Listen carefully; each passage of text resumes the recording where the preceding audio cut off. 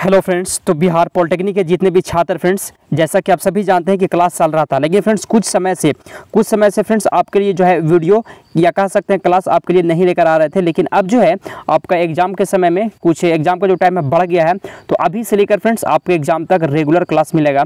और अभी तक आपका तैयारी नहीं हुआ फ्रेंड्स, तो आप अगर मेरे साथ जुड़ जाते हैं अभी से, तो आपका तैयारी फ्रेंड्स 100% यहाँ से आपके करवा देंगे, क्योंकि अभी भी आपके पास लगभग जो है 20 दिन का समय बच रहा है फ्रेंड्स, 22 दिन का। ठीक है, तो चलिए आज का इस सेशन को फ्रेंड्स हम लोग स्टार्ट करते हैं। आज का पहला क्वेश्चन है कि एम्पियर किसका मात्रक होता है। एम्पियर जो होता है, एम्पियर वह किसका मात्रक है। 49 का सही जवाब क्या होगा।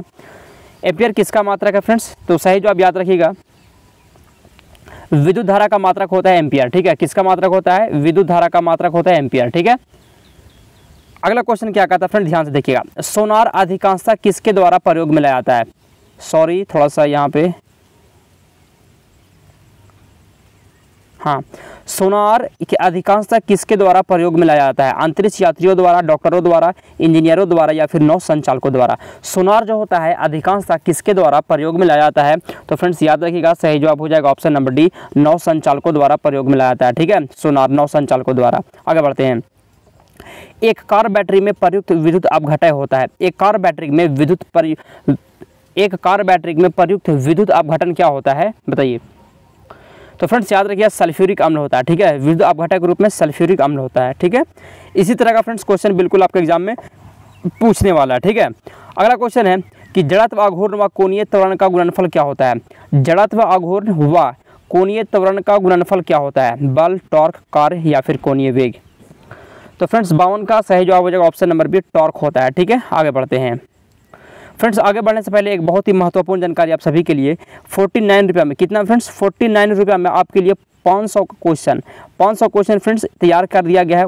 49 रुपये में 500 महत्वपूर्ण क्वेश्चन, जिसमें आपको फिजिक्स का 250 क्वेश्चन और केमिस्ट्री का 250 क्वेश्चन का फ्रेंड्स PDF मिलेगा। बहुत सारे बच्चे फ्रेंड्स ऑलरेडी ले चुके हैं। अगर आप भी लेना चाहते हैं तो इस नंबर पर व्हाट्सअप कर सकते हैं। मेरा नंबर है 92 62 77 2105। इस पर फ्रेंड्स अगर आप व्हाट्सअप करते हैं तो और PDF लिखिएगा, आपको मिल जाएगा 49 का पेमेंट करने के बाद। ठीक है, तो चलिए आगे चलते हैं। जब कोई वस्तु दो समानांतर समतल दर्पण के बीच रखी जाती है तो बने हुए प्रतिबिंबों की संख्या कितनी होगी। जब कोई दो वस्तु को समानांतर समतल दर्पण के बीच रखी जाती है तो प्रतिबिंब की संख्या क्या होगी, तो याद रखिए फ्रेंड्स अनंत होगी। क्या होगी, अनंत होगी। ठीक है, आगे बढ़ते हैं। शीतकाल में कपड़े हमें गर्म रखते हैं, क्यों। क्वेश्चन क्या कहता है कि शीतकाल में कपड़े हमें गर्म रखते हैं क्यों, क्या होगा सही जवाब। तो फ्रेंड्स 54 का सही जवाब हो जाएगा ऑप्शन नंबर डी हो जाएगा फ्रेंड्स। शरीर की ऊष्मा को बाहर जाने से रोकते हैं। शरीर की ऊष्मा को बाहर जाने से रोकते हैं। ठीक है, आगे बढ़ते हैं।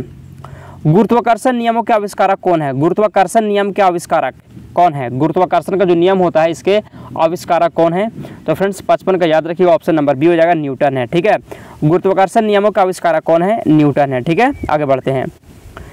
निम्नलिखित में से कौन एक सुमेलित नहीं है। इनमें से जो 4 ऑप्शन दिया गया इसमें से एक जो है गलत है।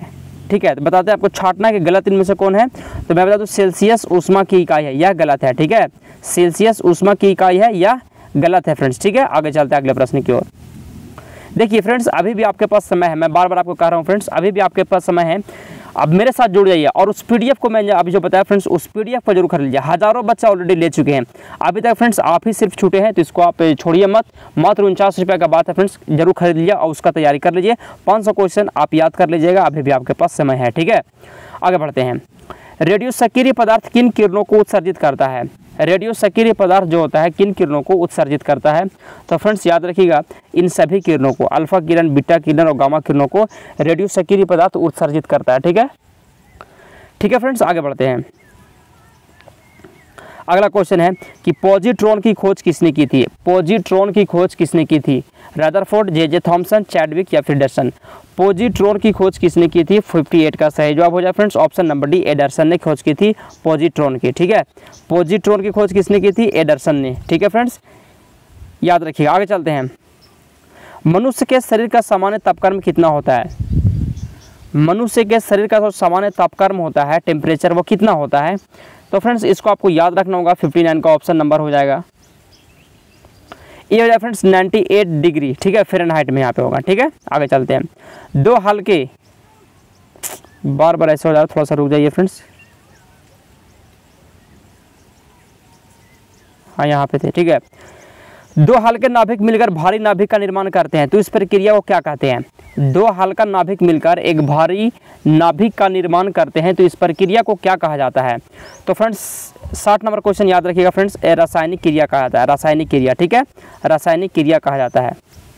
अगला क्वेश्चन है कि निम्न में से किस ग्रह के सबसे अधिक उपग्रह हैं? किस ग्रह के सबसे ज़्यादा उपग्रह हैं, बताइए। याद रखिए फ्रेंड्स, बृहस्पति के सबसे ज़्यादा ग्रह है, बृहस्पति जो होता है इसके सबसे ज़्यादा जो है उपग्रह हैं, ठीक है। आगे बढ़ते हैं। कूलाम किसकी इकाई है?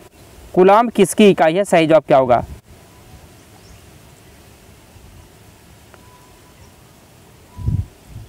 कूलाम किसकी इकाई है जी, बताइए सही जवाब क्या होगा? कूलाम किसकी इकाई है? विद्युत धारा की, विद्युत प्रतिरोध की, विद्युत आवेश की या फिर विद्युत क्षेत्र की? कूलाम किसकी इकाई है फ्रेंड्स? तो सही जवाब हो जाएगा 62 का ऑप्शन नंबर सी हो जाएगा, विद्युत आवेश की है। किसकी है? विद्युत आवेश की है। आगे बढ़ते हैं। निम्न में कौन प्रतिचुंबकीय है? इनमें से कौन जो है प्रतिचुंबकीय है? लोहा, बिस्मथ, निकिल, कोबाल्ट। तो फ्रेंड्स याद रखिएगा 63 का ऑप्शन नंबर बी हो जाएगा, बिस्मथ है ये प्रतिचुंबकीय, ठीक है। आगे बढ़ते हैं। बल निम्न में से किसका गुणनफल है? बल जो है किसका गुणनफल होता है? बल। तो याद रखिएगा फ्रेंड्स, द्रव्यमान और त्वरण का गुणनफल है, द्रव्यमान और त्वरण का गुणनफल है बल, ठीक है। तो फ्रेंड्स आज हम लोग क्वेश्चन को यहीं तक रहने देते हैं, अगला वीडियो मिल जाएगा, इसलिए चैनल को सब्सक्राइब कर लीजिएगा।